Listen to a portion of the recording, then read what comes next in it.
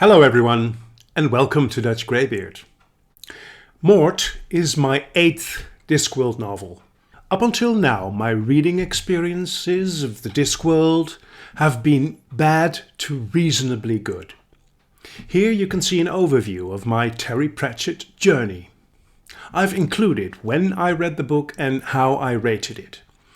My least favourite, with only 44 points out of 100, which is 2 stars, is Equal Rights. And The Wee Free Men was my favourite with 78 points, which is 4 stars in the lower regions. So far with Pratchett, the story didn't seem worthwhile the effort of remembering the details. Mort is the first time that the story truly seems worth that effort.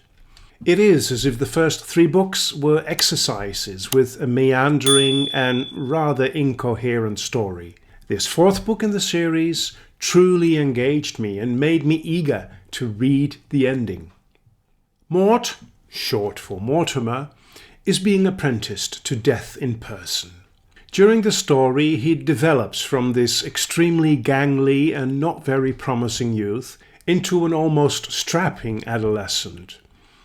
During his apprenticeship, he gradually takes over the tasks of death, almost becoming death himself.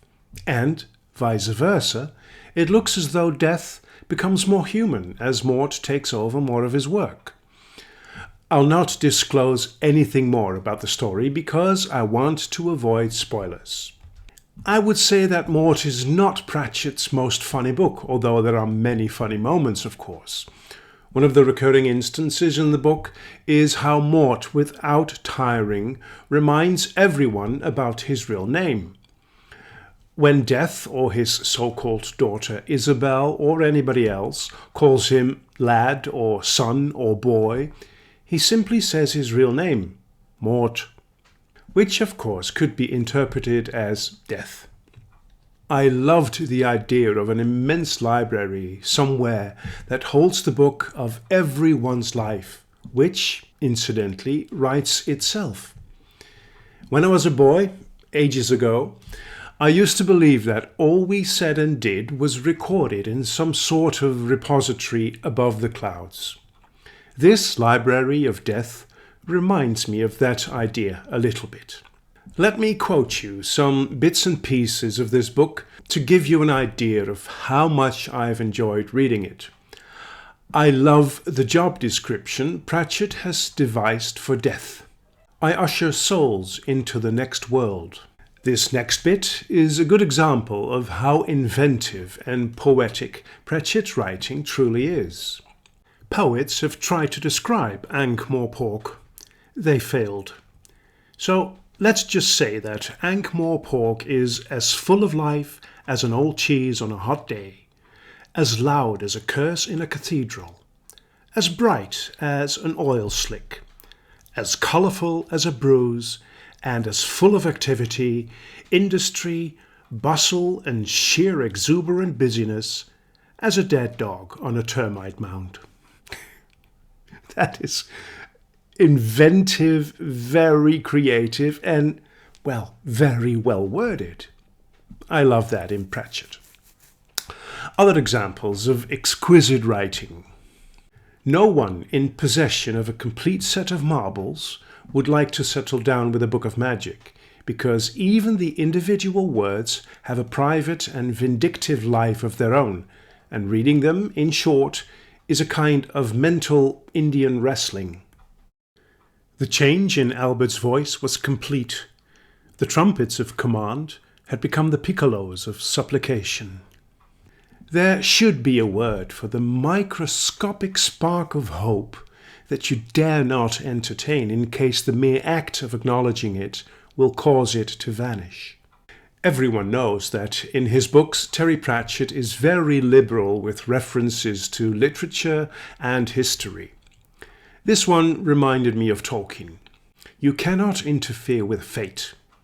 Who are you to judge who should live and who should die? There is much in this book that could prompt the reader to thinking deeper about things. A couple of examples. He felt cheated. He'd been born without being consulted. It struck Mort with sudden, terrible poignancy that death must be the loneliest creature in the universe. In the great party of creation, he was always in the kitchen. At times like this, it can seem that eventuality is so finely balanced that merely thinking out loud can spoil everything. At the end of the book, Death says to Mort, "You could have had eternity." "I know," said Mort. "I've been very lucky."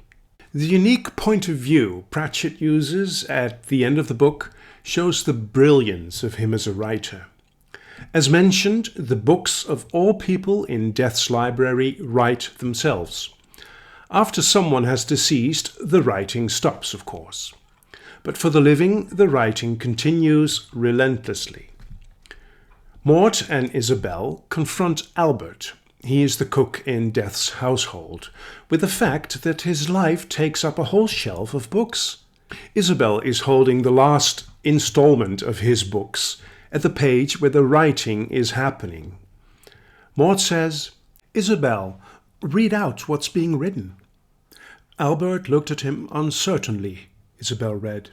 "You can't believe everything read down there," he burst out, knowing in the flinty pit of his heart that Mort certainly could. Isabel read. "Stop it!" he shouted, trying to put at the back of his mind the knowledge that even if reality could not be stopped, it might be possible to slow it down a little. In fact, the POV used here is the mysterious writer of people's life stories. Absolutely brilliant. The book ends with this unique POV when Mort is reading the final entry of his own book. I will not quote that, but I'll leave it to the reader. Let's just say that the final words of Death suggest that this is not the end of their story. I'm glad that I persevered in reading Discworld. I mean, with an average score of 67 out of 100, a meager 3.5 stars, things had to take a turn for the better. Thankfully, it did. I gave Mort 84 points out of 100, just 1 point below the 4.5 star mark. This brings the average score up to almost 70 points out of 100. Still 3.5 stars, but I sincerely hope that my enjoyment in this series has found its way upwards. Thank you very much for watching this video. Until we meet again at Dutch Greybeard.